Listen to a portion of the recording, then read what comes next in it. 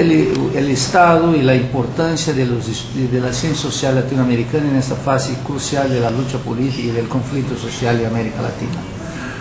Bueno, creo que cuando uno habla de las ciencias sociales tendría que tener en cuenta de que hoy en día las ciencias sociales se encuentran o se enfrentan ante un intenso debate en su interior. Intenso debate no porque sea entre partes que tengan la misma fuerza, sino porque hay una diferencia muy de fondo entre lo que es una corriente mayoritaria que representa el pensamiento hegemónico de las ciencias sociales, un pensamiento inspirado fundamentalmente en la obra de los cientistas políticos, cientistas sociales norteamericanos y europeos, y un sector minoritario que ha venido trabajando en las últimas décadas para recuperar el pensamiento crítico, la mejor tradición del pensamiento crítico en el mundo de las ciencias sociales, inspirados fundamentalmente en las enseñanzas que se derivan del pensamiento marxista y de toda la tradición socialista. Entonces, hablamos de ciencias sociales hoy, tenemos que tener en cuenta de que la corriente hegemónica está desempeñando un papel profundamente conservador, pero ha comenzado un debate, un cuestionamiento por parte de sectores que recuperan el pensamiento crítico, y eso entonces de alguna manera hace que la contribución de las ciencias sociales en el momento actual de América Latina sea muy diversa. Algunos sectores, los sectores que representan al pensamiento crítico, están contribuyendo con el esclarecimiento de las raíces profundas de las luchas sociales en América Latina, mientras que el pensamiento hegemónico, haciendo un juego de palabras, ¿no es cierto?, oculta los problemas reales y, por ejemplo, en lugar de hablar de democracia, hablan de gobernabilidad, en lugar de hablar de imperialismo, habla de globalización, ocultando la verdadera naturaleza de los fenómenos que realmente afectan a nuestros pueblos. En este periodo de una cierta ruptura con el pensamiento hegemónico y sobre todo con el colapso de gobiernos que eran marcadamente reaccionarios, pro-imperialistas y de dominación burguesa más escancarada, digamos, ¿cuáles son los retos para el pensamiento crítico latinoamericano? Bueno, yo creo que el reto fundamental es establecer una adecuada vinculación, fecunda vinculación entre el pensamiento crítico, aquellos que están involucrados en este empeño, y los movimientos sociales, partidos políticos, fuerzas populares que están luchando, resistiendo los avances del neoliberalismo en la región y resistiendo las políticas imperialistas en la región, y colaborando en la construcción de alternativas superadoras, como son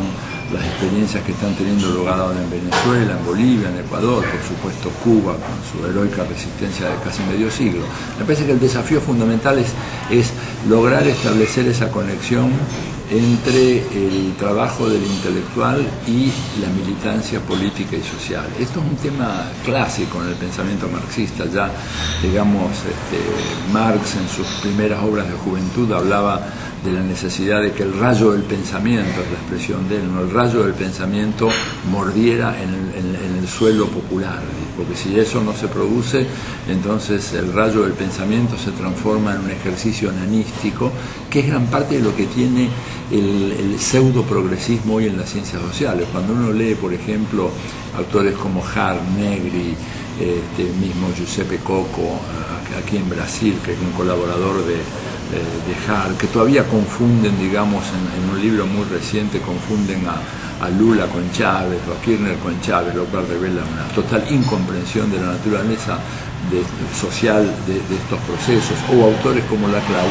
uno tiene la tentación de pensar de que está escuchando a teólogos medievales discutiendo sobre la cuadratura del círculo o el sexo de los ángeles, algo absolutamente irrelevante. Pero es un riesgo del pensamiento que se supone crítico, que aparece como crítico, pero que por su total desvinculación con el movimiento social, con la praxis emancipatoria de los pueblos, termina siendo un discurso onanista que realmente no conduce prácticamente a ningún resultado práctico. Entonces creo que ese es el enorme desafío. No es fácil, yo no digo que sea una tarea sencilla, porque hay una actitud de recelo mutuo, ¿verdad? El intelectual de izquierda, incluso el intelectual marxista, que se siente rechazado por la politiquería, todo esto entre comillas, que predomina en los movimientos sociales o en los partidos, en las fuerzas políticas, y estas últimas que tienen una gran desconfianza sobre el intelectual, que es capaz de decir cualquier cosa y salir con cualquier conclusión, porque bueno, como es ingeniosa, como es atractiva, les parece suficiente. Entonces, en ese sentido, creo que ese es el enorme desafío. Se está avanzando poco a poco. Creo que los foros sociales mundiales fueron una oportunidad para lograr un pequeño avance en esa dirección. Hay que seguir avanzando. Creo que en Brasil la obra del MST en ese sentido es muy importante, muy importante, y está empezando a dejar una estela de imitadores y de seguidores, porque ya estamos viendo en países como Argentina, en Venezuela, en Bolivia, en Ecuador, que esta